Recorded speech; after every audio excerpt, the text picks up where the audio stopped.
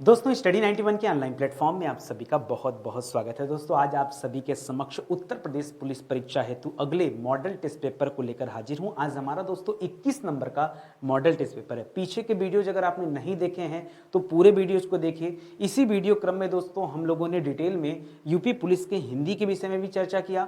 उसके बाद दोस्तों प्रीवियस ईयर पेपर को भी हल किया और अब मॉडल टेस्ट पेपर की बारी आ चुकी है, तो लगातार दोस्तों आपको मॉडल टेस्ट पेपर भी हल कराए जा रहे हैं। ठीक है, ये दो हमारी किताब थी दोस्तों, बहुत ही स्पेशल किताब है जिसे हमने यूपी पुलिस परीक्षा के लिए लॉन्च किया था। आइए सीधे आते हैं, अपने मुद्दे पर बातचीत करते हैं और देखते हैं कि आपकी तैयारी जो है ये कितने बेहतर लेवल पर हो पाई है। अगर दोबारा एग्जाम होता है, ठीक है, तो आपके कितने नंबर आने वाले हैं। कोशिश कीजिएगा अपने साथ एक कॉपी कलम लेके बैठिएगा, क्योंकि उसके बिना तैयारी आपकी अधूरी रहेगी। ठीक है, तो सवाल क्या दे रहा है ध्यान से देखिए। पहला सवाल दे रहा है कि कूलन में, केली में, कछारन में, कुंजन में, क्यारिन में कलीन किलकत है, इस काव्य पंक्ति में कौन सा अलंकार है, ये आपको बताना है। कौन सा अलंकार? आप सभी जानते हैं दोस्तों, जब किसी भी काव्य पंक्ति में कोई भी वर्ड की आवृत्ति बार बार हो, मैंने क्या समझा दोस्तों, याद रखेगा, जब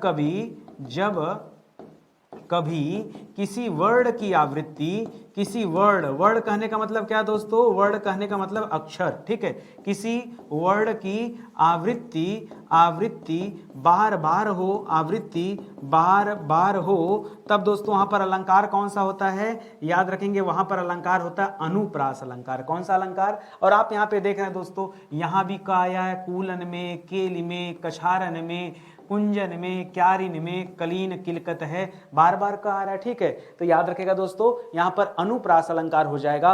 रूपक, यमक और श्लेष, ये दोस्तों बिल्कुल गलत जवाब है, ये आप याद रखेंगे। तो कौन सा अलंकार है? ऑप्शन नंबर 1 दोस्तों इस सवाल का सही जवाब हो जाएगा। अगला सवाल दे रहा है कि निम्नलिखित में से शब्दालंकार दोस्तों कौन सा है, ये आपको बताना है। देखिए, इसके लिए तो आपको पता होना चाहिए कि शब्दालंकार के अंतर्गत हम किसे किसे रखते हैं। ठीक है, तो याद रखेगा दोस्तों, जैसे जितने भी आपके जान पहचान वाले अलंकार है, ठीक है, जैसे आप ये लीजिए अनुप्रास अलंकार हो गया, यमक अलंकार हो गया, ये सब दोस्तों किसके अंतर्गत आते हैं, ये सब शब्दालंकार के अंतर्गत ही आते हैं। तो आप नंबर वाइज नोट कर लीजिए। सबसे पहले याद रखें दोस्तों अनुप्रास अलंकार, अनुप्रास अलंकार। दूसरे नंबर पे याद रखेगा दोस्तों यमक अलंकार। तीसरे नंबर पे याद रखेगा दोस्तों श्लेष अलंकार। यमक में क्या होता है दोस्तों, यमक में एक ही शब्द दो या दो से अधिक बार आता है, लेकिन उसके अर्थ भी अलग अलग होते हैं। ठीक है, इसे यमक कहते हैं। और श्लेष में क्या होता है, अर्थ जो होता है चिपका होता है।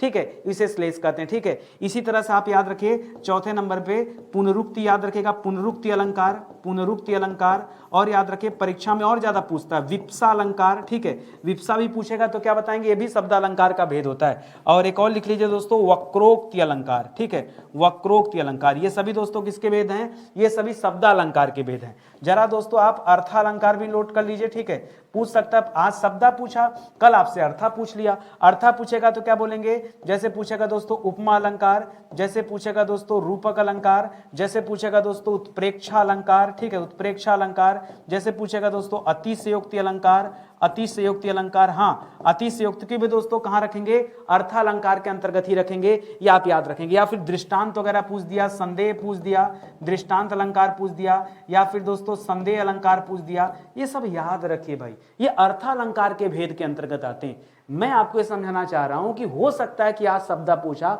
लेकिन अगली क्लास में दोस्तों शब्दा के अलावा भी आपसे पूछ सकता है, चाहे अर्थ था। अब ये चैप्टर एक तरह से यहीं पे समाप्त हो गया। अगर इतना आपने पढ़ लिया ना, तो ये चैप्टर में कुछ बचा नहीं, इसमें कोई दम नहीं बचा। ठीक है, कह रहे सोरठा में प्रथम चरण में दोस्तों कितनी मात्राएं होती हैं। देखिए, मैंने आपको पढ़ाया था सोरठा के बारे में। ठीक है, पहली बात याद रखिए, सोरठा क्या होता है दोस्तों, यह अर्ध सममात्रिक छंद होता है। क्या होता है दोस्तों, यह अर्ध सममात्रिक छंद का उदाहरण है। पहला पॉइंट तो दोस्तों आप याद रखेगा।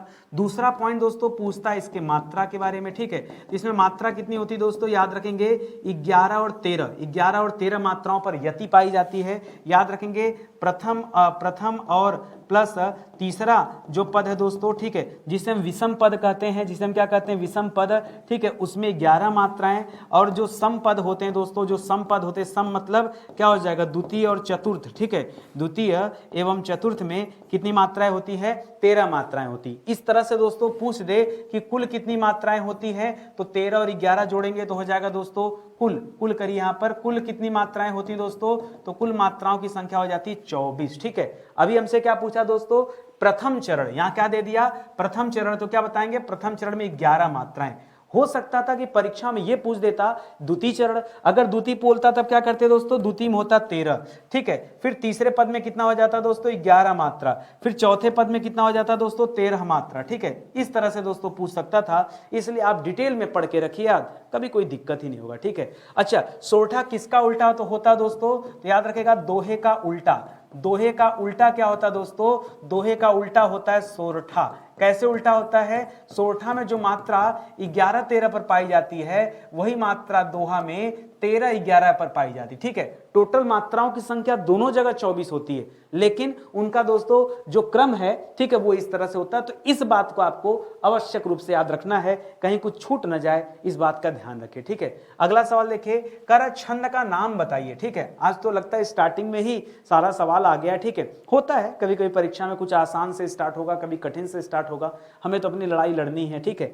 अगर सवाल दे रहा दोस्तों, नीलांबर परिधान हरित पट पर सुंदर है, सूर्य चंद्र युग मुकुट मेखला रत्नाकर है, नदियां प्रेम प्रवाह फूल तारा मंडल है, बंदी जन खग वृंद शेष फन सिंहासन है, ठीक है। यहां पर आपको बताना दोस्तों कि कौन सा छंद है, छंद के बारे में बताना। अभी हम पीछे भी तो छंद ही पढ़ रहे थे, छंद के ही में दोस्तों आपने दोहा व सब, दोहा सोठा गीतकारी गीत का सब दोस्तों आप छंद के अंतर्गत ही पढ़ते हैं। फिलहाल दोस्तों यहां जो पूछा है, आइए इसके बारे में पहले चर्चा करते हैं। देखिए, जब तक आपको ये नहीं पता होगा दोस्तों छप्पे वगैरह क्या होते हैं, आप कैसे, मैं आपको उत्तर बता दूं इतने में काम नहीं चलने वाला, ठीक है।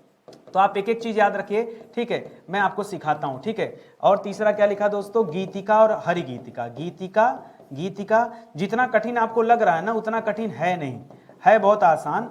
आइए एक एक करके सिखाता हूं दोस्तों आपको। देखिए, सबसे आसान होता है रोला, ठीक है। अभी पीछे आपने क्या पढ़ा, पीछे आपने पढ़ा दोस्तों दोहा और सोरठा। दोहा में क्या पढ़ा दोस्तों कि 13-11 मात्रा पर यति, और सोरठा में दोस्तों क्या पढ़ा कि सोरठा जो होता है दोहा का उल्टा होता है, तो यहां पढ़ा 11-13।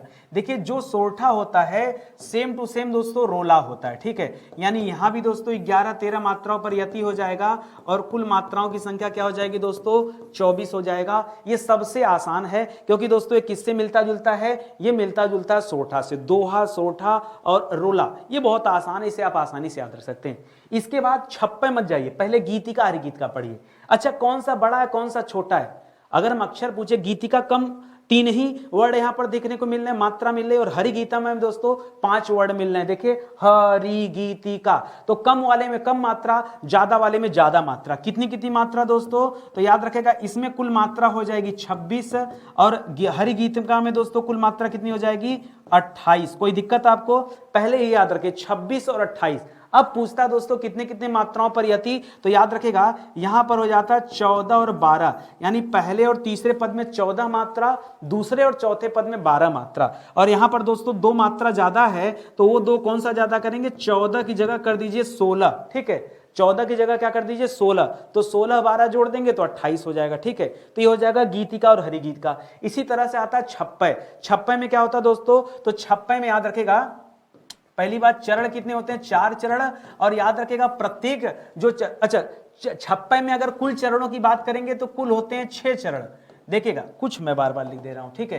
कुल चरण कितने होते हैं दोस्तों, तो कुल 6 चरण होते हैं। फिर सर आप 4 चरण क्यों लिख रहे हैं, भाई मैं इसलिए लिख रहा हूं कि 4 चरण में मात्रा एक जैसी होती है, और अंतिम 2 चरण में, अंतिम 2 चरण में मात्राएं एक जैसी होती। सवाल आता है कि सर 4 चरण में कितनी होती हैं, तो 4 चरण में मात्राएं होती 24 मात्राएं। कितनी होती दोस्तों, 24 मात्राएं दोस्तों होती हैं। और आखिरी के 2 चरण में 2 चीजें होती हैं, 26 भी होती हैं और 28 भी होती हैं। अब बताइए, इसीलिए तो इसे छप्पे कहा गया, ठीक है। इतना नौटंकी तो याद रखेंगे, आपको लग रहा नौटंकी, पता मैंने कैसे याद रखा, मैंने याद रखा 24, 26, 28। हाँ सर, ये तो ट्रिक बन गया। हाँ, तो ऐसे याद रखना ना, 24, 26, 28।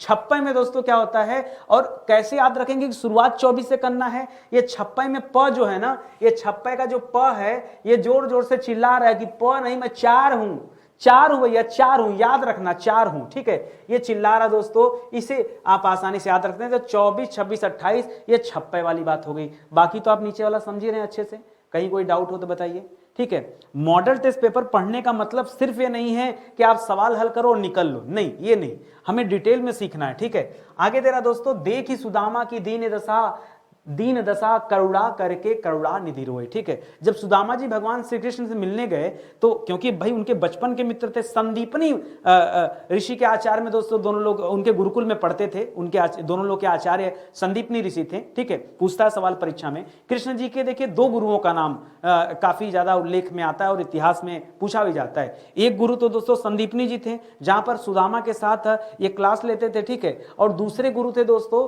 जिनका नाम था घोर आंगिरस। घोर आंगिरस को भी दोस्तों श्री कृष्ण जी का गुरु माना जाता है, तो याद रखेंगे। खैर अलग बात है। लिख रहा दोस्तों कि यहां पर सुदामा की दीन दशा देख करके करुणानिधि रोने लगे कि हमारे पास सब कुछ उपरात है और मेरे मित्र के पास कुछ भी नहीं है। ठीक है, तो यहां पर वियोग श्रृंगार क्या, देखिए श्रृंगार केवल वहां पर होता है जहां पर नायक और नायिका की बात आए। ठीक है, नायक नायिका की बात आए तभी दोस्तों श्रृंगार होगा। ठीक है, तभी श्रृंगार रस होगा। और नायक नायिका का यदि मिलन हो रहा हो, यदि मिलन हो रहा हो तब तो दोस्तों आप संयोग श्रृंगार करेंगे। यदि दोस्तों दोनों में विरह हो रहा हो यानी अलग हो रहे हैं दोनों, तब दोस्तों क्या होगा, आप वियोग श्रृंगार करेंगे। ये 2 ही बात होती है। ठीक है, रौद्र माने होता है क्रोध। ठीक है, तो रौद्र का अस्थाई भाव क्या हो जाता है दोस्तों, क्रोध। इससे मतलब है नहीं, श्रृंगार में दोस्तों रति होता है। ठीक है, और इसी तरह दोस्तों यहां पर हो जाएगा करुणा, करुण हो जाएगा दोस्तों, करुण रस हो जाएगा यहां पर, शांत मत करेगा। ठीक है, शांत रस का स्थायी भाव क्या दोस्तों, शांत रस का स्थायी भाव होता है निर्वेद। ठीक है, और करुण रस का स्थायी भाव क्या हो जाता है दोस्तों, करुण रस का क्या हो जाता है दोस्तों, करुणा ही करिए। ठीक है, तो आप इसको याद रखेंगे। ठीक है, तो या शोक कर लीजिए, यहां पे शोक शब्द आ जाएगा। ठीक है, क्या हो जाएगा, शोक। करुण रस में क्या आ जाएगा, शोक। ठीक है, तभी तो दोस्तों शोक मना रहे हैं कृष्ण जी। तो यहां पर ऑप्शन नंबर 3 चूज कीजिए, आपका जवाब सही हो जाएगा।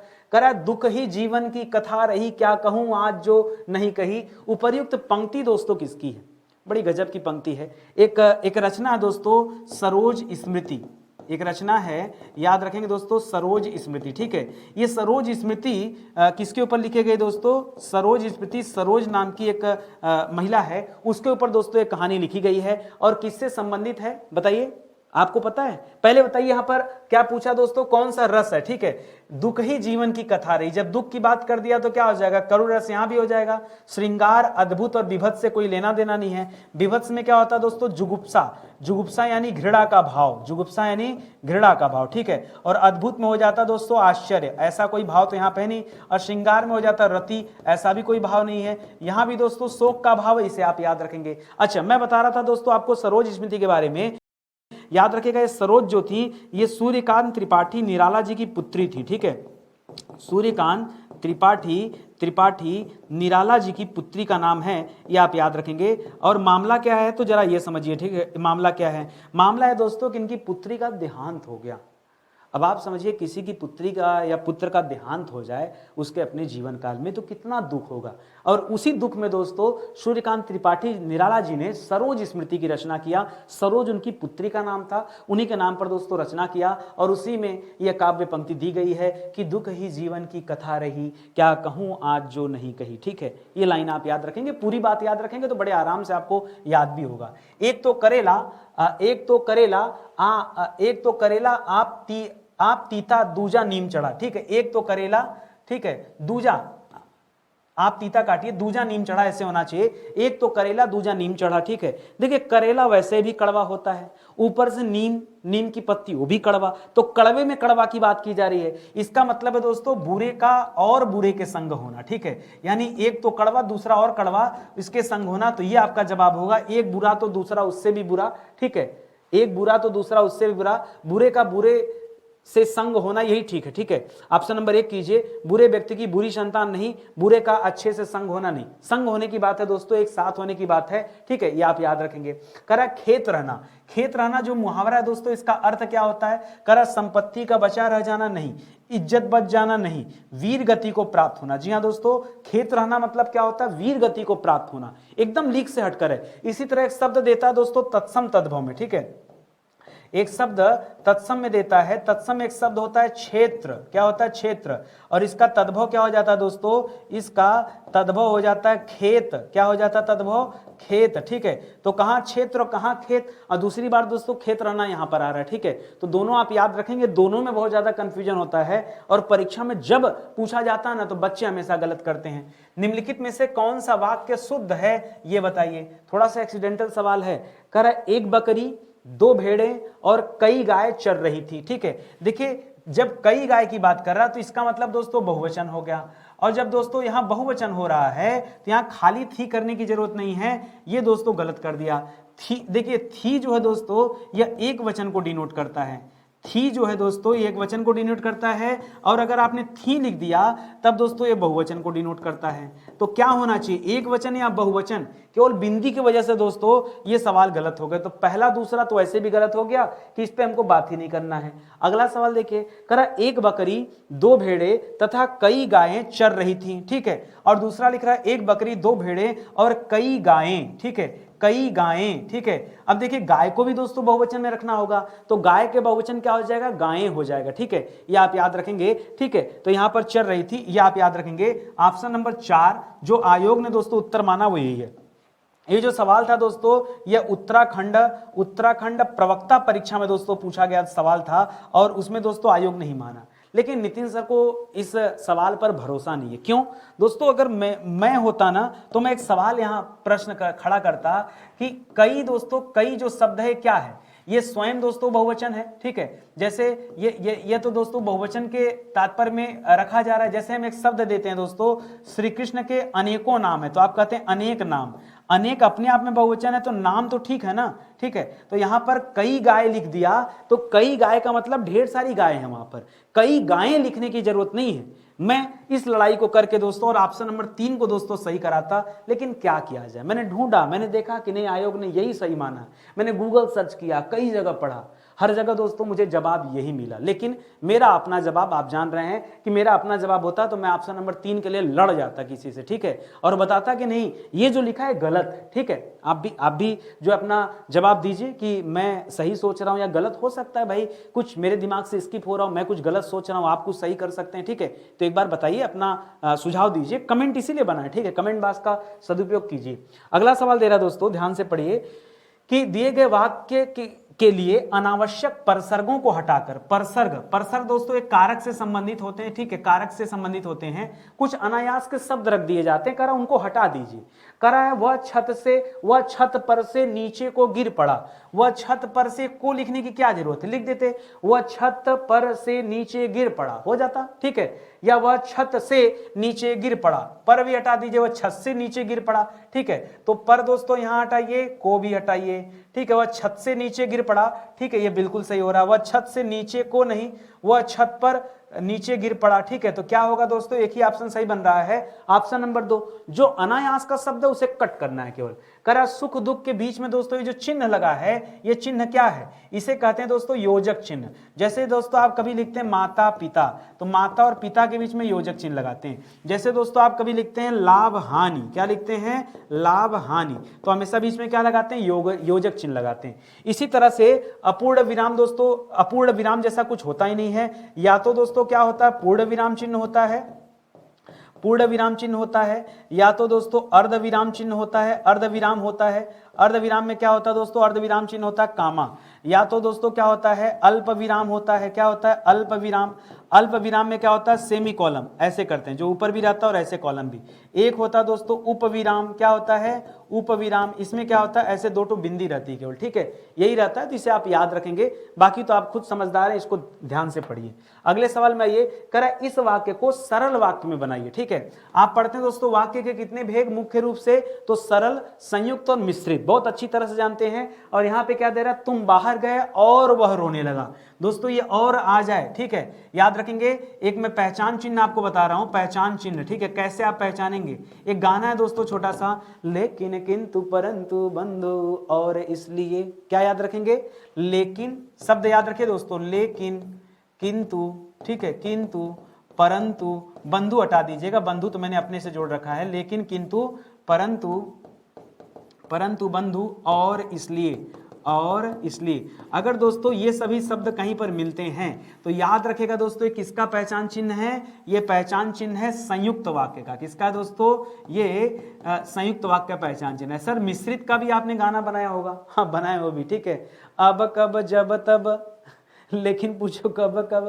तो इस तरह के जो शब्द है यद्यपि, यद्यपि, अब, कब, जब, तब, की, ये सब जहां आते हैं दोस्तों वहां पर क्या होता है, वहां पर मिश्रित वाक्य होता है, याद रखेंगे। फिलहाल हमें सरल में जाना है, तो दोस्तों ज्यों त्यों या जैसे वैसे याद रखेंगे। ये कैसा वाक्य है दोस्तों, ये तो मिश्रित वाक्य का उदाहरण, हमें मिश्रित नहीं बनाना, ठीक है। करा जैसे ही तुम बाहर गए वैसे ही, वैसे ज्यों के बाद त्यों होना चाहिए यहाँ पर, ठीक है, ये नहीं होना चाहिए। फिलहाल आइए ये भी दोस्तों मिश्रित वाक्य हो जाएगा, ठीक है। करा तुम्हारे बाहर जाते ही वह रोने लगा, तुम्हारे बाहर जाते ही वह रोने लगा, ठीक है। तो बाहर तो होगा नहीं, बाहर होगा। ऑप्शन नंबर 3 कर लीजिए दोस्तों, ये आपका सरल वाक्य का उदाहरण, ठीक है। तो बहुत आराम से आपने कन्वर्ट कर दिया। ऑप्शन नंबर 3 दोस्तों इस सवाल का सही जवाब भी हो गया। और आगे आइए, करा गोबर गणेश। गोबर गणेश दोस्तों यह किस समास का उदाहरण है, ठीक है। तो गोबर के बने गणेश, ठीक है, गोबर का बना गणेश, ठीक है। गोबर का बना गणेश दोस्तों, जब पूजा पाठ होता है तो गोबर के गणेश जी बनाए जाते हैं ना, वही है दोस्तों। यहाँ का, की, के, नानी, ने, रा, री, रे, का, की, के, ये संबंध को दर्शाता है। नानी ने, ठीक है, नानी ने, या फिर रा, री, रे। बच्चा सोचता सर रा, री, रे कहाँ आता है, मेरा, मेरी, मेरे, हमारा, हमारी, हमारे, हाँ अच्छा अच्छा अच्छा अच्छा। सर ना का कहाँ आता है, ना का आप बता दो, ठीक है, ना का बता दो, ठीक है। मैं एक बता देता हूँ, ने का मैंने, और बताइए हमने, और बताइए तुमने, ठीक है। हाँ सर समझ गए, ठीक है। कुछ ऐसा होता है तो याद रखेंगे यहाँ संबंध तत्पुरुष हो जाएगा, ठीक है। यहाँ पे अधिकरण में दोस्तों क्या होता है, इसका पहचान चिन्ह में और पर होता है। कर्ता ने कर्म को करण से होता है यहाँ पे पहचान चिन्ह। संप्रदान में दोस्तों पहचान चिन्ह क्या हो जाता है, के लिए होता है, ठीक है। बाकी संबंध का आपको बता ही दिया, तो कुछ बचा नहीं यहाँ पर। करा रोगग्रस्त, रोगग्रस्त को पहले तोड़िए तो आपको मिलेगा दोस्तों रोग से ग्रस्त। क्या मिलेगा, रोग से ग्रस्त। यहां दोस्तों से को माध्यम के रूप में रखा गया, माध्यम। और जहां दोस्तों से माध्यम के रूप में आता है वहां क्या हो जाता है, वहां हो जाता है तत्पुरुष समास, ठीक है। और तत्पुरुष में भी क्या दोस्तों, कर्ता ने कर्म को करण से, तो करण तत्पुरुष का भेद है दोस्तों। करण तत्पुरुष किसका भेद है दोस्तों, यह करण तत्पुरुष का भेद होगा, याद रखेंगे, ये जवाब हो जाएगा। द्विगु समास, कर्मधारय, बहुब्रीहि, ये सब दोस्तों गलत है, ये आप दिमाग में बिठा लीजिए, ठीक है। और आगे बढ़ जाइए दोस्तों, अगले सवाल पर आइए, ठीक है। अगला सवाल दे रहा है, ध्यान से पढ़िए और थोड़ा स्पीड में करते हैं। गांगोर्मी नहीं होगा दोस्तों, गंगोर्मी होगा, गंगोर्मी, ठीक है। तो जैसे लिख दिया शब्द गंगोर्मी, क्या दे दिया दोस्तों, गंगोर्मी। ये इसमें कौन सा संधि है दोस्तों, ये पूछा है। तो गंगा धन उर्मी, गंगा धन उर्मी, ये दोस्तों यहाँ गंगा में से आ ले लिया, उर्मी का बड़ा ऊ ले लिया, और आ ऊ मिलकर दोस्तों ओ बन गया। तो दोस्तों यहाँ पर क्या हो जाएगा, याद रखेंगे, यण संधि नहीं, वृद्धि संधि भी नहीं दोस्तों। गंगा धन उर्मी, गंगोर्मी, यहाँ पर क्या हो जाएगा दोस्तों, गंगा धन उर्मी, ठीक है, गंगोर्मी। यहाँ पर दोस्तों हो जाएगा दीर्घ नहीं, गुड़ स्वर संधि, ठीक है। याद रखेंगे कौन सा हो जाएगा, गुड़ ना। तो गुड़ में क्या होता है दोस्तों, गुड़ की पहचान क्या होती है, ए ओ अर, ठीक है। ए ओ अर कहीं भी आ जाए, ऐ नहीं, ए ओ अर कहीं पर आ जाए दोस्तों, तो वहां पर संधि कौन सा होता है, गुड़ स्वर संधि होता है दोस्तों, याद रखेंगे, दीर्घ यहां पर मत कीजिएगा, ठीक है। करा वीरोचित में क्या हो जाएगा दोस्तों, पहले लिखिए दोस्तों सवाल दिया दोस्तों वीरोचित, क्या दिया है, वीरोचित। तो क्या करेंगे दोस्तों, यहां करेंगे वीर धन उचित, वीर धन उचित। वीर में से र में से अ निकाल लिया, उचित में से उ निकाल लिया, तो अ उ मिलकर भी दोस्तों ओ का निर्माण होता है। और ओ दोस्तों क्या हो जाएगा, वीर धन उचित। औचित दोस्तों गलत है, चित गलत है, और यहाँ वी गलत है, ठीक है। तो एक ही ऑप्शन बचा, संधि पूछ लेता दोस्तों यहाँ पर, तो कौन सी संधि हो जाती, गुड़ स्वर संधि। क्या हो जाता, स्वर संधि के अंतर्गत ही दोस्तों गुड़ स्वर संधि आता है, ये आप याद रखेंगे, ये जवाब हो जाएगा। कहिए नहीं समझ में आया क्या, पढ़ेंगे तो मजा खूब आएगा। देखिए पढ़ने का मतलब होता है यार कि हम सीखें कुछ, ठीक है। आप आइए, मॉडल टेस्ट पेपर पढ़ते कैसे हैं ये मैं आपको सिखाता हूं, ठीक है। मजा आ रहा होगा पढ़कर, ठीक है। सवाल दिया दोस्तों अरुणिमा, सवाल क्या दिया, अरुणिमा। अरुणिमा में दोस्तों अरुण जो है ये मूल शब्द है, अरुण क्या है, यह मूल शब्द है। और इसी मूल शब्द में दोस्तों ईमा प्रत्यय लग गया है, और बड़ी ईमत लगेगा, क्यों, क्योंकि जब यहां पहले से छोटी ही दिया तो आपको बड़ी, क्यों अपना दिमाग खर्च करना भाई। बच्चा सोचता है सर बड़ी ही कर दें, क्यों बड़ी ही कर दोगे, जब यहां देख रहे हो छोटी ही है तो तुम भी छोटी ही लिखो, ठीक है। तो अरुण धन इमा, तो यहां पर दोस्तों इमा प्रत्यय हो जाएगा, मां प्रत्यय नहीं, आ प्रत्यय नहीं, इम प्रत्यय नहीं।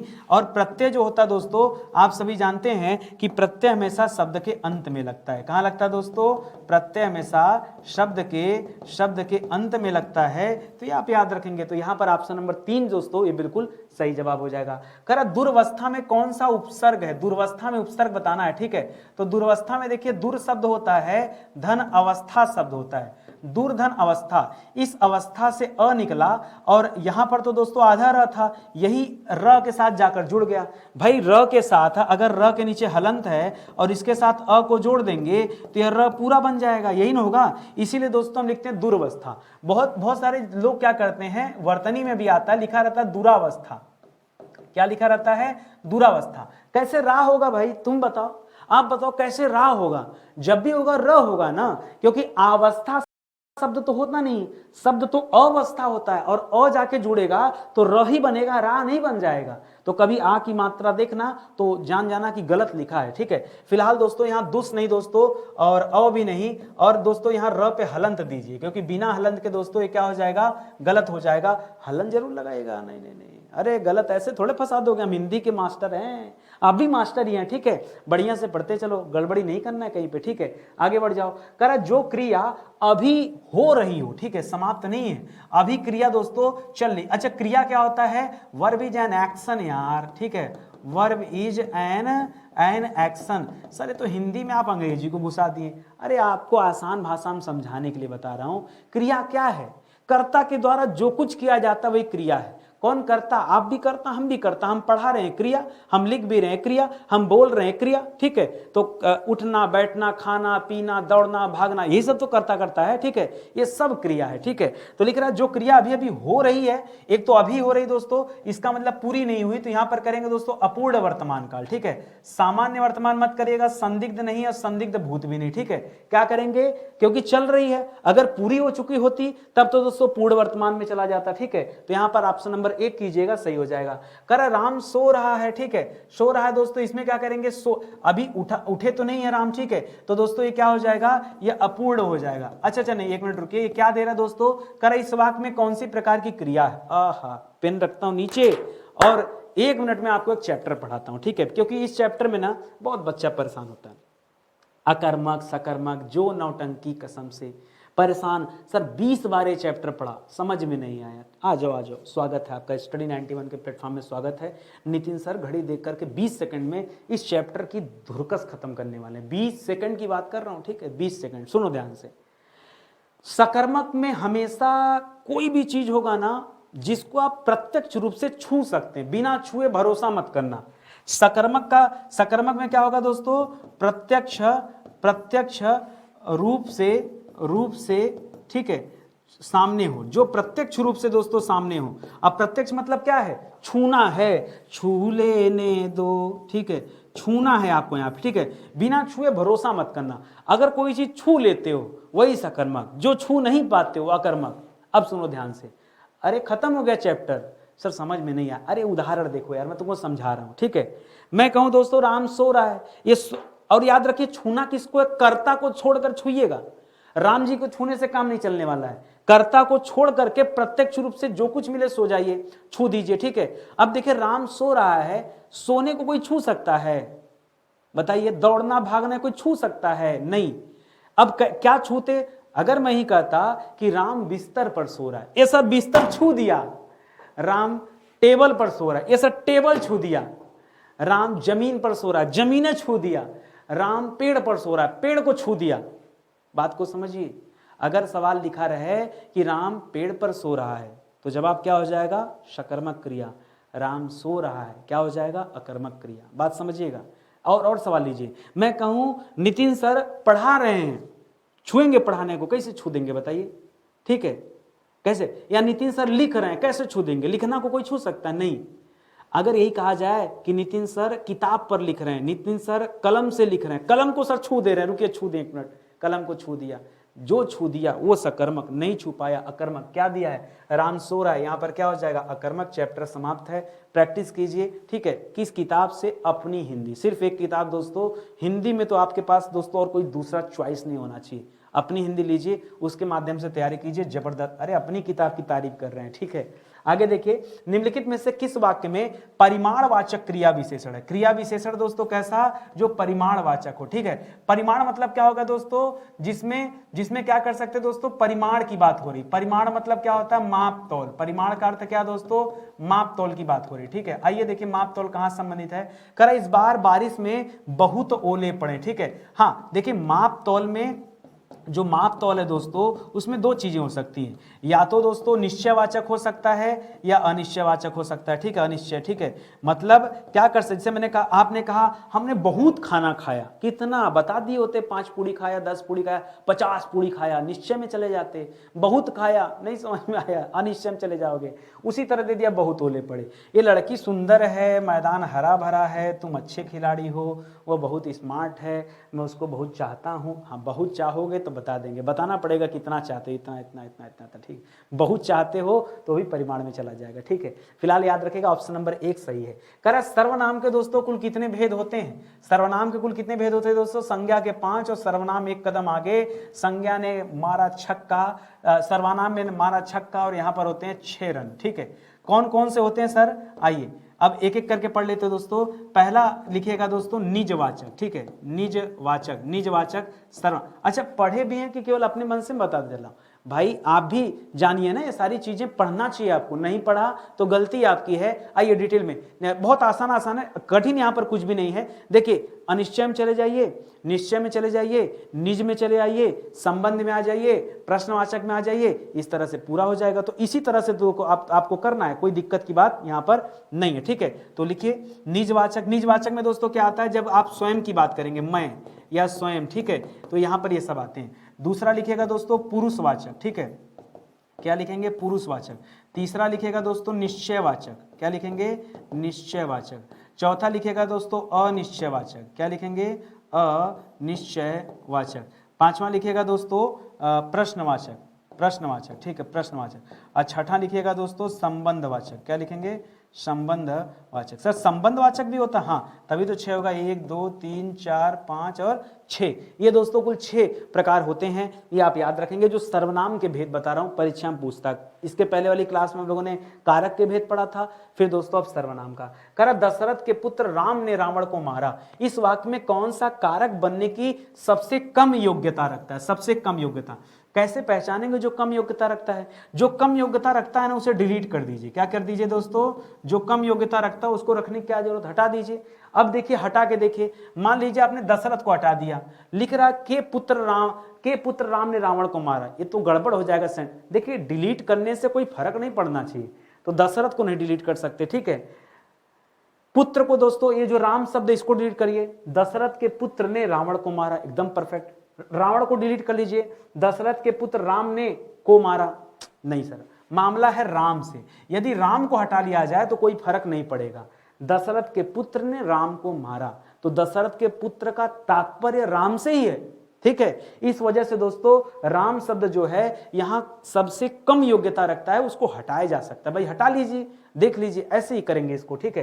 कर आने वाला क्षण लाल नजर आता है, ये जो क्षण इन्वर्टेड कामा में लिखा है ये क्या है? कर सदैव एक वचन नहीं, सदैव में नहीं आएगा, सदैव एक वचन में नहीं आएगा, बहुवचन में भी नहीं, सदैव बहुवचन में नहीं। ये जो क्षण शब्द है दोस्तों ये एक वचन में आता है, ठीक है। क्षण किसमें आता है दोस्तों? एक वचन में आता है। और बहुवचन में दोस्तों मैंने आपको क्या क्या पढ़ाया था? कुछ शब्द याद रखिए। मैंने पढ़ाया था हस्ताक्षर शब्द, मैंने पढ़ाया था आपको अक्षत शब्द, मैंने पढ़ाया था दोस्तों समाचार शब्द, मैंने पढ़ाया था आपको आंसू शब्द, आंसू शब्द, मैंने पढ़ाया था दोस्तों प्राण शब्द, मैंने प्राण शब्द, ठीक है। मैंने पढ़ाया था दोस्तों केस या बाल शब्द। ये सब दोस्तों सदैव बहुवचन के अंतर्गत आते हैं। उसी तरह से दोस्तों सदैव एक वचन में जनता, वर्षा, ठीक है, जितने लिक्विड वाले हैं जैसे जल हो गया, तेल हो गया, घी हो गया, ठीक है, या फिर वर्षा हो गया, या फिर दोस्तों जनता हो गया, जनता हो गया, या सामग्री हो गया, ठीक है। ये जो शब्द होते हैं दोस्तों, ऐसे बहुत सारे शब्द सदैव एक वचन में आते हैं। जो क्षण शब्द है ये हमेशा एक वचन ही होता है, सदैव से मतलब नहीं है। क्या पता बच्चा सोचेगा सर यहीं पे लगा देते हैं, ठीक है, ये दिया ही इसलिए होगा कि ऐसा कुछ पूछ रहा होगा, नहीं, अंदाज नहीं। निम्न में से कौन सा शब्द पुल्लिंग है? कर दया, ठीक है। अच्छी, अच्छा दया नहीं दोस्तों, अच्छी दया होता है, तो अच्छी होने की वजह से दोस्तों क्या हो गया? फीमेल हो गया, जवाब नहीं होगा, ठीक है।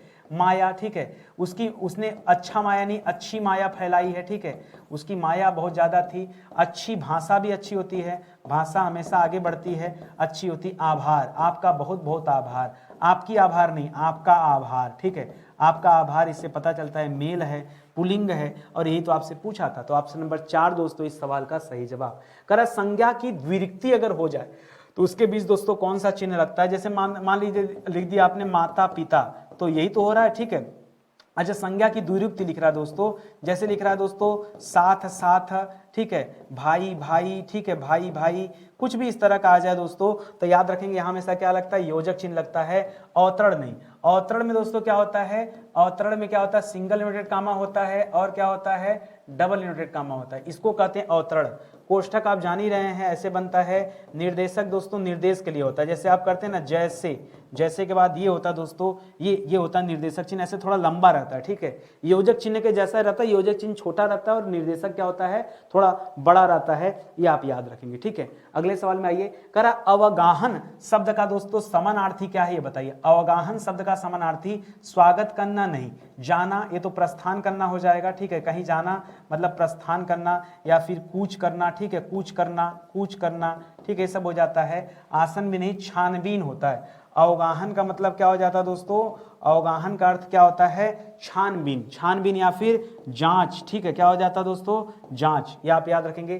कर शब्द युग में दिया है यदा कदा, ठीक है, यदा और कदा, ठीक है। मैं पहले बहुत कंफ्यूज हो जाता था यदा कदा में, बाद में मैंने एक फार्मूला बनाया, ठीक है। सर कितना फार्मूला आप बनाएं, हर जगह फार्मूला ही आपका चलता है, नहीं बनाएंगे ना तो दिमाग में लड़ जाएगा अपने में, ठीक है, परेशान हो जाएगा, कब क्या पढ़ा था क्या भूल जाए।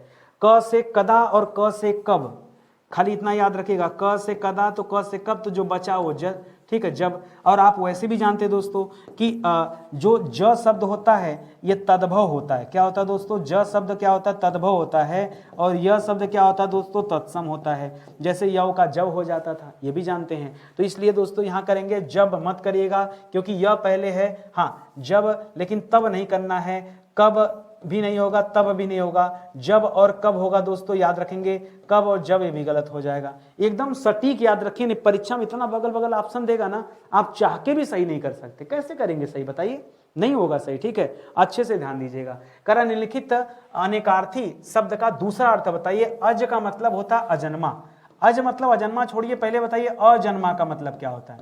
अजन्मा का मतलब जिसका जन्म न हुआ, जिसका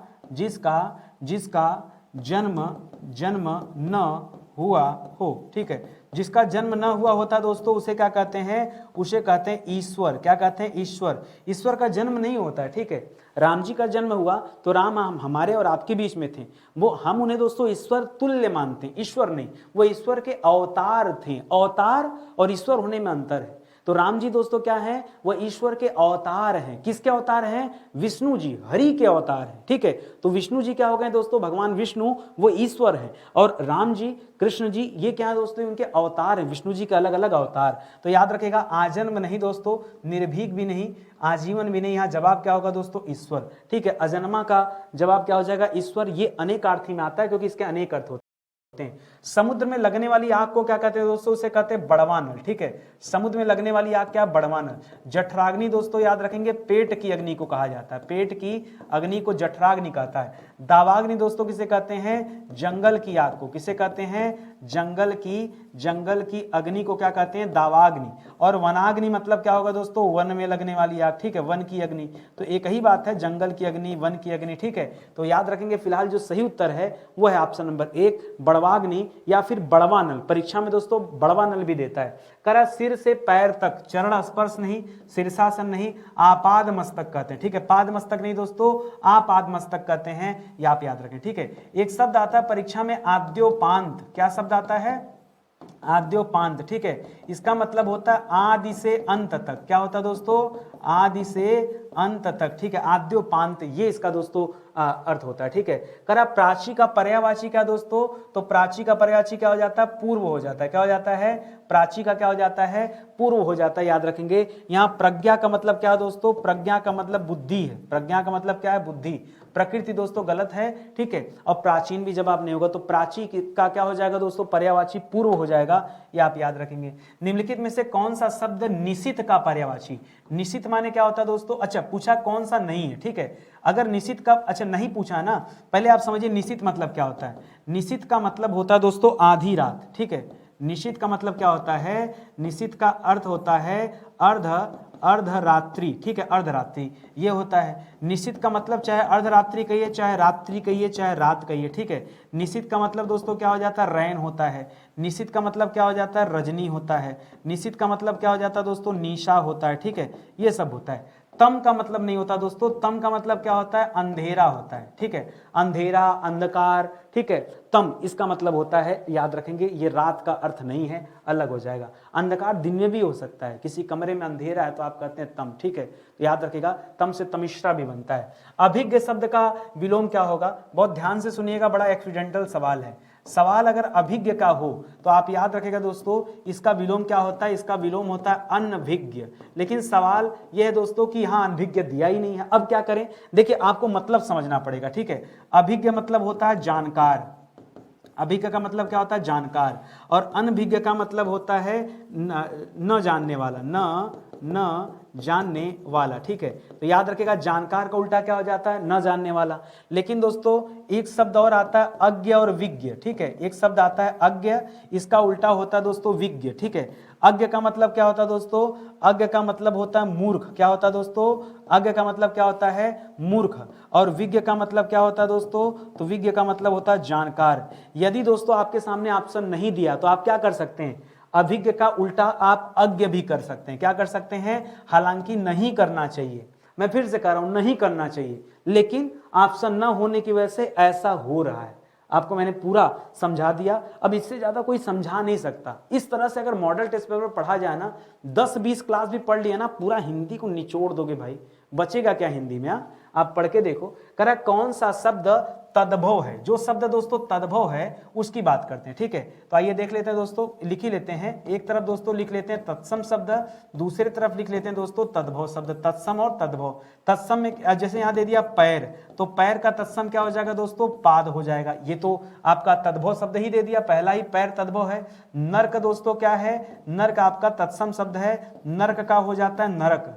पाड़ी जो शब्द है दोस्तों, पाड़ी, पाड़ी का हो जाता है दोस्तों पानी, ठीक है। चंद्र दोस्तों जो शब्द है, चंद्र, चंद्र का हो जाता है चांद, ठीक है। तो एक ही उत्तर मिल गया, ऑप्शन नंबर 1 ये तद्भव है, बाकी के शब्द जो है दोस्तों तत्सम दिए गए हैं।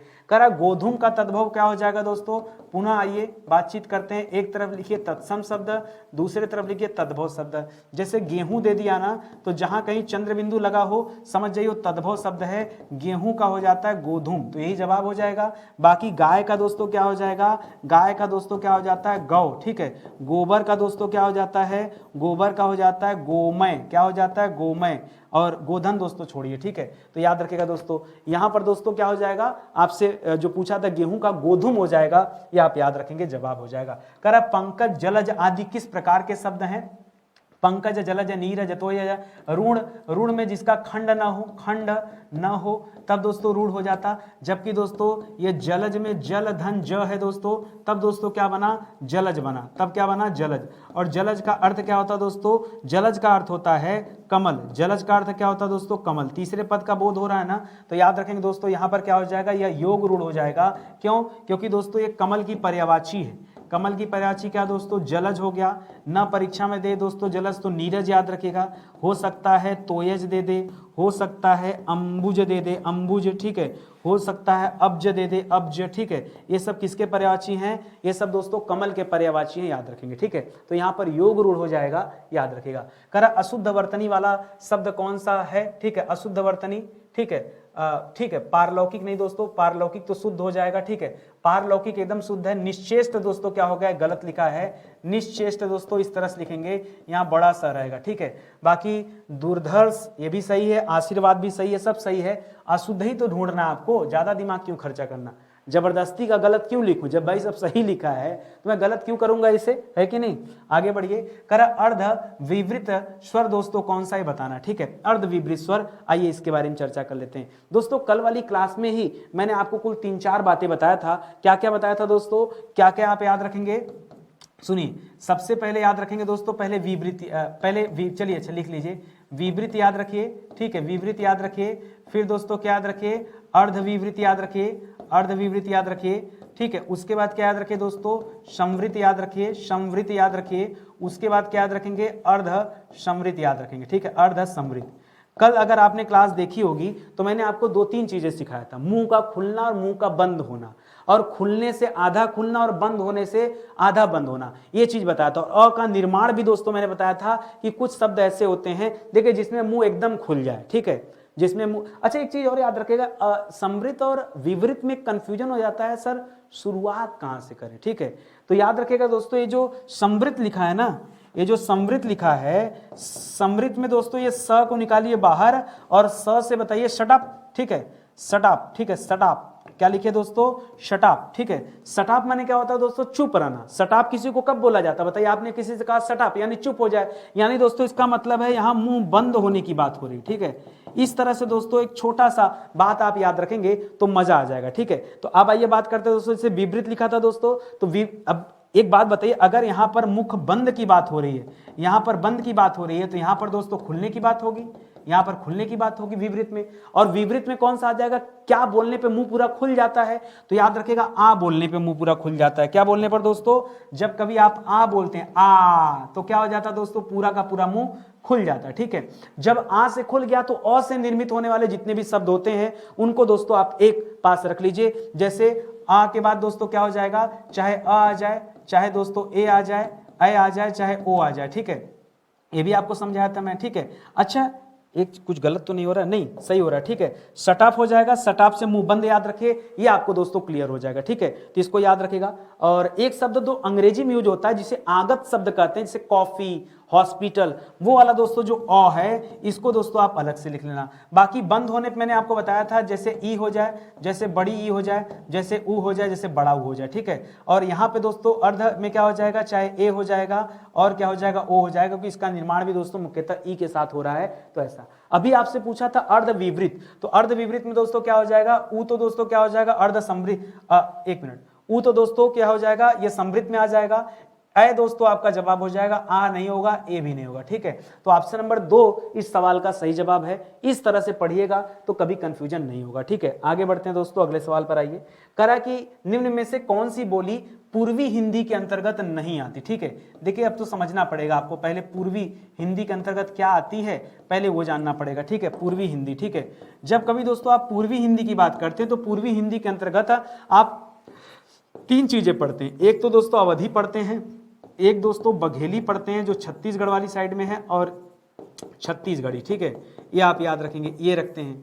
लेकिन दोस्तों जब कभी आप पढ़ते हैं किसके बारे में, रुक जाइए, ठीक है, ठीक है, जब आप पढ़ते हैं दोस्तों बिहारी हिंदी के बारे में, किसके बारे में, बिहारी हिंदी के बारे में, तो बिहारी हिंदी में दोस्तों क्या पढ़ते हैं, मगही पढ़ते हैं। क्या पढ़ते हैं, मगही। तो वहीं पे दोस्तों ये मगही मिलती है। मगही जो है दोस्तों ये पूर्वी हिंदी के अंतर्गत नहीं आती है, ये दोस्तों किसके अंतर्गत आती है, बिहारी हिंदी के अंतर्गत आती है। मगही हो गया, मैथिली हो गया, मैथिली हो गया और भोजपुरी हो गया, ठीक है, भोजपुरी हो गया। ये सभी किसके अंतर्गत रखे जाते हैं दोस्तों, ये सभी बिहारी हिंदी के अंतर्गत रखे जाते हैं, ये आप याद रखेंगे। बाकी दोस्तों वो जो ब्रज वाला पढ़ते हैं, खड़ी बोली पढ़ते हैं, कौरवी पढ़ते हैं, बांगड़ी बोलते हैं, ये सब दोस्तों पश्चिमी हिंदी के अंतर्गत आता है, जो कि सौरसेनी अभ्रंश से पैदा हुआ है, ठीक है। तो सब याद रखेंगे। बाकी यहाँ पर दोस्तों ऑप्शन नंबर 4 जो है बिल्कुल सही जवाब हो गया, ठीक है। इसी तरह से दोस्तों आज का सेशन समाप्त होता है। रुकिए 2 मिनट में कुछ इन्फॉर्मेशन दे दूं दोस्तों हम लोगों ने 2 किताबें लॉन्च किया उत्तर प्रदेश पुलिस परीक्षा के लिए। पहली वाली किताब को दोस्तों इतने कम प्राइस पर लॉन्च किया गया तो आप विश्वास नहीं कर सकते, 75 रुपए में, 75 रुपए में दोस्तों क्या ही आदमी लेगा यार। एक बर्गर भी इससे ज्यादा महंगा आता है, एक पिज्जा भी दोस्तों इससे महंगा आता है। सोचो 75 रुपए क्या होते हैं। ऊपर से दोस्तों डिलीवरी चार्ज भी दोस्तों मैं इसमें पे कर रहा हूं। आप सोचो जेब से जा रहे हैं, बस खाली है ना कि आपका पेपर है वो जल्दी से आपको किताबें मिल जाए और आप क्वालिटी एक बार देख लो ताकि अगली बार आपको स्टडी 91 पर भरोसा हो जाए। उसलिए दोस्तों ये प्राइस 75 किया गया, वरना ईमानदारी से बताऊं ना सच में बहुत नुकसान हो रहा है इस किताब में, बहुत नुकसान हो रहा है। ये किताब दोस्तों 120 पेज की किताब है। आप मुझे बताओ 120 पेज की आप चले जाओ फोटो कॉपी कराने, अगर इतने पैसे में आपकी फोटो कॉपी हो जाए तो बता देना। और आप दोस्तों पूरे उत्तर प्रदेश छोड़िए पूरे भारत में आप कहीं से भी हो आपको ये किताब भेजी जा रही है। डिलीवरी तो लग रहा होगा ना, आप सोचो डिलीवरी तो लग रहा होगा ना, वो चार्ज अपनी जेब से दे रहे हैं, आपसे नहीं ले रहे हैं। इसी तरह से जो प्रैक्टिस बुक है दोस्तों ये है 177 रुपए का, ठीक है। और ये जो किताब है दोस्तों ये 250 प्लस पेज इसमें है, ठीक है, 250 प्लस पेज हैं। और कुल मिला के दोस्तों यहाँ पर 10 सेट दोस्तों यहाँ पर मॉक टेस्ट दिया गया है और 5 सेट जो है दोस्तों ये प्रीवियस ईयर पेपर दिया गया, ठीक है, वो भी दोस्तों पूरा सोल्यूशन के साथ, ठीक है। और दोनों अगर एक साथ ले लेते हैं दोस्तों तो मात्र 224 रुपए में ये किताब आप ऑर्डर कर सकते हैं। कई बार लगेगा सर सस्ता वाली ले लो महंगा वाला छोड़ दो, अरे भाई दोनों लेके देखो ना, आपके लिए प्रैक्टिस आराम से हो जाएगा, बहुत जबरदस्त है। दोनों किताबें एक बार पढ़ के देखो, मजा बहुत आएगा, ठीक है। इसी के साथ दोस्तों आज का सेशन समाप्त होता है। मिलते हैं दोस्तों अगले वीडियो में। जिन लोगों ने स्टडी 91 का एप्लीकेशन नहीं डाउनलोड किया, गूगल प्ले स्टोर से जाइए, एप्लीकेशन डाउनलोड कीजिए। उस एप्लीकेशन पर इतना कुछ मैंने फ्री में दिया ना, आप सिर्फ एक सेक्शन में आना मेरे कहने से, आप सिर्फ दोस्तों करंट अफेयर के सेक्शन पर विजिट करना, सिर्फ एक सेक्शन, ठीक है, सिर्फ एक सेक्शन दोस्तों आप याद रखिए, करंट अफेयर। शुरुआत यहीं से कीजिए दोस्तों, करंट अफेयर। ऐसा करंट अफेयर मैं बता दूं ना, पूरे भारत में अगर किसी भी वेबसाइट पर आपको मिल जाए, तारीफ नहीं कर रहा हूं, जितना क्लियर कट तरीके से दोस्तों करंट अफेयर हमने तैयार किया है ना, आप एक बार विजिट करके देखो। दोबारा मुझे कमेंट करना नहीं सर ये लीजिए वेबसाइट, ये भारत की बहुत अच्छी वेबसाइट है, इस पे और गजब का करंट अफेयर दिया है, ये मुझे बताना, ठीक है। एक बार आप, मैं पैसे नहीं ले रहा इस चीज के लिए, आप आओ आराम से पढ़ो, देखो किस तरह की चीजें यहाँ पर, daily current affair, monthly current affair, topic wise current, सब कुछ आपको मिलेगा दोस्तों। एक बार पढ़ के तो देखो कितना आनंद आएगा पढ़ने में, ठीक है। तो चलिए आज का सेशन यही समाप्त होता है, मिलते हैं दोस्तों अगले लेक्चर में, तब तक के लिए बहुत बहुत धन्यवाद आप सभी का। जय हिंद, जय Bharat, thank you so much.